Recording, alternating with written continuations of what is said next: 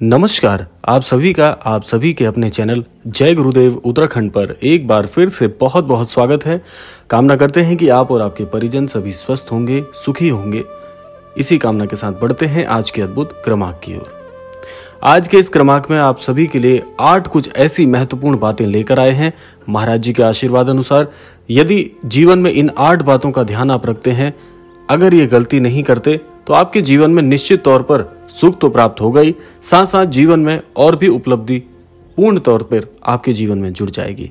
तो आइए बिना समय व्यर्थ किए हुए लेकर चलते हैं आपको आज के अद्भुत विशेषांक की ओर। तो जैसा कि मैंने आपको प्रारंभ में बताया कि ये 8 नियम जो व्यक्ति अपने जीवन में ध्यान रखते हैं, जो लोग इन 8 नियमों को निभाते हैं, उनके जीवन में कभी भी उनको पछताना नहीं पड़ता। ये 8 बातों का ध्यान रखने से आप जीवन में बड़ी गलतियों को करने से बच जाते हैं। तो आइए बढ़ते हैं उन 8 नियमों की ओर, उन 8 बातों की ओर। सबसे पहला, आप जीवन में एक भूल कभी भी ना करें। यदि कभी भी कैसी भी स्थिति आ जाए, कैसी भी परिस्थिति आ जाए, अपने दाम्पत्य जीवन की बातें कभी भी किसी के साथ साझा ना करें। अपने दाम्पत्य जीवन और घर परिवार की बातें हमेशा गोपनीय रखना चाहिए। यदि आप किसी मित्र, परिचित या रिश्तेदार को यह बातें बताते हैं तो इससे घर के सदस्यों में आपसी मनमुटाव और अविश्वास की भावना बढ़ती है और परिवार का विखंडन हो जाता है। साथ ही आपके घर के बहुत से रहस्य धीरे धीरे सार्वजनिक हो जाते हैं। घर की बातें बताने से दूसरों की सहानुभूति हासिल करने के लिए आप कुछ समय के लिए जरूर राहत तो महसूस करेंगे, लेकिन इससे आपकी कमजोरी बढ़ती चली जाएगी। क्योंकि मान लीजिए कभी किसी खास मित्र से, संबंधी से आपका मनमुटाव होता है या बहस हो जाती है, तो वह आपके रहस्यों को स्वतः ही उजागर कर देगा और उससे बाद में आपको केवल पश्चाताप मिलेगा। अब दूसरा नियम जो कि आपको याद रखना है, दूसरी ऐसी बात जो कभी भी आपको किसी भी स्थिति में सार्वजनिक नहीं करनी चाहिए, वह बात है अपमान और धोखाधड़ी। यदि सार्वजनिक रूप से या व्यक्तिगत रूप से आपका किसी ने अपमान किया है, आपने किसी के साथ बहस की या किसी के साथ भी कोई विवाद हो गया और आपको उस स्थिति में अपमान ग्रहण करने को मिला या अपमान की प्राप्ति हुई, तो उसका जमकर प्रतिकार आपको करना है। यह भी याद रखें, यदि आप अपने अपमान को प्रचारित करेंगे या किसी को बताएंगे कि अमुक व्यक्ति ने मेरा अपमान किया, तो फिर कई लोग आपका अपमान करने लगेंगे, क्योंकि लोगों को आपके साथ कभी सहानुभूति नहीं रहती। जो लोग किसी की सहानुभूति अर्जित करना चाहते हैं, वही अपने अपमान के बारे में किसी से चर्चा करते हैं। दूसरा यह है कि खुद के साथ हुई धोखाधड़ी को हर किसी को नहीं बताना चाहिए। जिसके पास आपका इस बात का समाधान हो उसे ही बताएं, नहीं तो आप हंसी के पात्र बनेंगे और लोग आपकी कमजोरियों से आपके जीवन के रहस्यों को समझना प्रारंभ कर जाएंगे। अब बात करते हैं तीसरे ऐसे नियम की जो आपको कभी भी साझा नहीं करने चाहिए। वह है आपकी आर्थिक स्थिति या परिस्थितियां, आपके आर्थिक हालात। आप अपने घर के आर्थिक हालात पर किसी से चर्चा ना करें। यह बहुत महत्वपूर्ण बात है, क्योंकि धन को सदैव गुप्त रखना चाहिए। और ये हमारे शास्त्रों में भी बताया गया है कि जो लक्ष्मी होती हैं बड़ी चंचल होती हैं, इसीलिए धन की बातों को सदैव रहस्यमय रखें, गुप्त रखें। लोग जानना चाहते हैं कि आप कितना कमाते हैं। ये एक बहुत ही स्वाभाविक सी बात है। हर किसी को बहुत ही अच्छा लगता है दूसरे की आर्थिक स्थिति जानने के बारे में।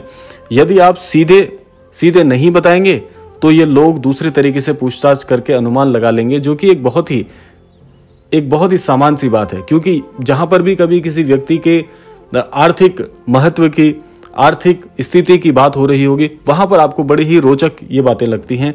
इसीलिए इन बातों को कभी भी सार्वजनिक नहीं करना चाहिए। इससे क्या होगा कि हालांकि आप अच्छी स्थिति में भी होंगे, लेकिन अपनी बात अगर आप चर्चा में लेकर आएंगे और उसको सार्वजनिक करेंगे, तो आप अपने धन को जितना भी हो सके इसको सदैव गोपनीय रखें, क्योंकि आपके लिए ये बहुत अच्छा होगा। इसलिए नहीं कि लोग कर्ज मांगेंगे और फिर लौटाएंगे नहीं, क्योंकि बहुत से लोग यह भी जानने का प्रयास करते हैं कि अगर अमुक व्यक्ति के पास धन ज्यादा है, आर्थिक स्थिति अच्छी है, तो चलो कुछ नहीं, इससे कर्जा ही ले लेते हैं। तो ऐसा नहीं है कि केवल इस स्थिति के लिए हो, इसके और भी कई कारण हैं। धन को अपने मित्र, परिचित या रिश्तेदारों से गोपनीय रखना चाहिए और हमारे धर्मशास्त्र भी इसकी यही सलाह देते हैं। तो यह था तीसरा नियम। बढ़ते हैं चौथे अद्भुत नियम की ओर। चौथा नियम क्या कहता है कि गुरु मंत्र, साधना और तप इनकी जानकारी, जो कि आध्यात्मिक प्रगति के लिए बड़ी ही महत्वपूर्ण है। अगर आपको किसी गुरु के द्वारा या आपने कोई साधना की है या कोई तप किया है, उसका फल यदि आपको मिल गया है तो वह कभी किसी को नहीं बताना चाहिए। यदि आपने किसी योग्य गुरु से दीक्षा ली है तो उसके द्वारा दिया गया गुरु मंत्र सदैव गोपनीय रखना चाहिए। अपने गुरु के द्वारा प्राप्त गुरु मंत्र कभी किसी और के साथ साझा नहीं करना है, इस बात को रेखांकित कर लीजिए। हालांकि गुरु मंत्र कई प्रकार के होते हैं, जैसे किसी ने आपको कुछ ज्ञान दिया, कुछ हुनर सिखाया, वह भी एक गुरु मंत्र है। इसके अलावा यदि आप किसी भी प्रकार की साधना करते हैं, तप या ध्यान करते हैं, तो उसे गोपनीय रखें, अन्यथा वह निष्फल हो जाता है। क्योंकि एक ज्ञान, ये बात बहुत पूर्ण रूप से सत्य है कि हो सकता है कि जो गुरु मंत्र आपके गुरुजनों ने आपको दिया हो, वह गुरु मंत्र केवल व्यक्तिगत रूप से आपके लिए हो। अगर वो गुरु मंत्र आप बता भी देते हैं तो यह जरूरी नहीं कि दूसरे व्यक्ति के लिए भी वो आपके समान कार्य करेगा। तो इसलिए सबसे अच्छी बात यही है कि अपनी इन बातों को सदैव गुप्त रखें। अब चलते हैं अगले नियम की ओर, जो कि 5वां नियम है। इसके लिए आपको ध्यान रखना है कि अपनी अयोग्यता या किसी भी प्रकार की कमजोरी, बहुत महत्वपूर्ण बात है, जीवन में सबसे ज्यादा काम आने वाली बात यही है कि अपनी योग्यता या कमजोरी का जिक्र कभी किसी से नहीं करना चाहिए। हालांकि बहुत सी जगह या मामले में इसे गोपनीय रखना घातक भी सिद्ध हो सकता है, लेकिन बहुत से मामलों में इसे उजागर करने से आपको लोग कमजोर समझकर आपके साथ गलत व्यवहार करने लगेंगे।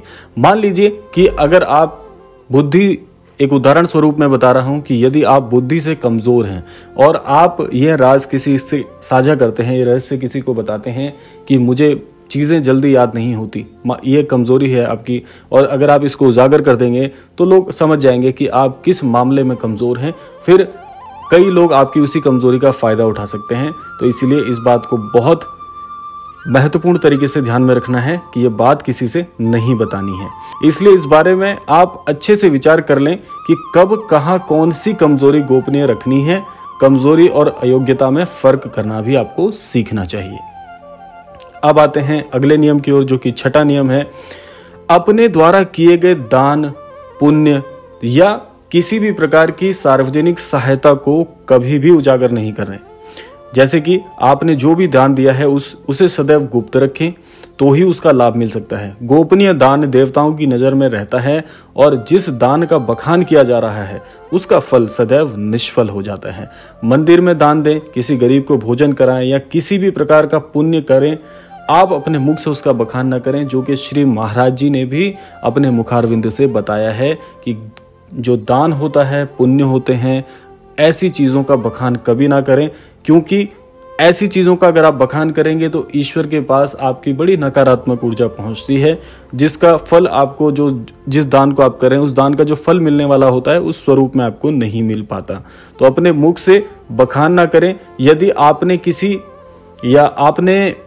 किसी के समक्ष अगर इस बात को जाहिर कर दिया तो समझे वह खारिज हो जाएगा। तो इसलिए इन चीजों को कभी भी अपने मुख से नहीं बताना है। अगला जो नियम है वह है आपकी मन की बात। सबसे महत्वपूर्ण बात है कि अपने मन की जो बात होती है वो केवल व्यक्तिगत रहे तो ज्यादा अच्छा है। मन में बहुत सी ऐसी बातें होती हैं जिनको जग जाहिर करने से आप अपने आसपास संकट खड़े कर सकते हैं। हो सकता है कि आपके मन में किसी बात को लेकर अवसाद हो, क्रोध हो या घृणा हो। मन में हजारों तरह के विचार उत्पन्न होते हैं, लेकिन बुद्धिमान मनुष्य उन्हीं विचारों को व्यक्त करता है जो उसके हित में होते हैं। लेकिन इस बातों को जग जाहिर करने से आपके संबंध में लोग एक तरह की राय बनाना शुरू कर देंगे और फिर लोग आपकी अच्छी बातों को नहीं सुनेंगे। आपके उस गुस्से या जो असमंजस की स्थिति मन में चल रही होती है उसी पर केवल चर्चा करेंगे। आपके 10 अच्छे कार्य उस एक मन के विकार के सामने कमजोर से पड़ जाएंगे। इसीलिए इस बात का ध्यान रखना है कि अंतर मन की बातों को भी सदैव गोपनीय ही रखें तो बहुत अच्छा होगा। अब है अंतिम और 8वां नियम, जो कि बहुत महत्वपूर्ण है, जो कि है यदि आपके जीवन में आपका स्वास्थ्य खराब रहता है तो आपके स्वास्थ्य के लिए जो महत्वपूर्ण औषधियां, दवाइयां लगती हैं, आप यदि किसी भी प्रकार की दवाई खाते हैं तो उसे गोपनीय रखें। माना जाता है कि दवा का असर भी तब तक रहता है जब तक वह गोपनीय होती है। हालांकि कुछ लोग इसे महज ये कह सकते हैं कि नहीं, यह एक प्रकार का भ्रम है, लेकिन प्राचीन काल में हो सकता है कि यह किसी विशेष रोग या औषधि के लिए कहा गया हो। पहले के लोग बहुत सी दुर्लभ वनस्पतियों के बारे में जानते थे। बहुत से लोग कहते हैं कि यदि आप कोई भी औषधि लेते हैं तो वह तभी तक उचित है जब तक आप उस चीज को गोपनीय रखें, क्योंकि आप अपनी औषधियों के बारे में, दवाइयों के बारे में किसी को बताते हैं तो जो दवा का चमत्कारिक असर होता है वो थोड़ा सा क्षीण हो जाता है। तो यह भी ध्यान रखें कि महत्वपूर्ण दवाइयों के बारे में, औषधियों के बारे में कभी किसी से ये बात साझा ना करें। तो यह था आज का अद्भुत क्रमांक, ये 8 अद्भुत नियम जो आपके जीवन में कुछ बड़े परिवर्तन कर सकते हैं, आपको सदैव सुखी जीवन प्रदान कर सकते हैं। ये आपको अपनाने चाहिए। इससे निश्चित तौर पर आपके जीवन में अवसाद, क्रोध और अन्य प्रकार की जो दुर्व्यवहार है, दुर्भावनाएं हैं, वह तो समाप्त होंगे ही, साथ साथ आपके जीवन में आपको एक नया मार्गदर्शन देने में ये पूरी तरह से प्रभावी रहेंगे। तो कैसा लगा ये क्रमांक, अवश्य आप प्रतिक्रिया स्वरूप में बताइएगा। समय आ गया है विदा लेने का। विदा लेने से पूर्व समय है प्रार्थना का। महाराज जी से आज के इस क्रमांक के माध्यम से यही प्रार्थना करना चाहेंगे कि महाराज जी सभी को सद्बुद्धि दें, सन्मति प्रदान करें, सभी को आस्थावान बनाएं और इस संपूर्ण सृष्टि का कल्याण हो। इसी कामना के साथ विदा लेते हैं। मिलते हैं अगले क्रमांक में। तब तक के लिए जय श्री राम, जय गुरुदेव, जय उत्तराखंड।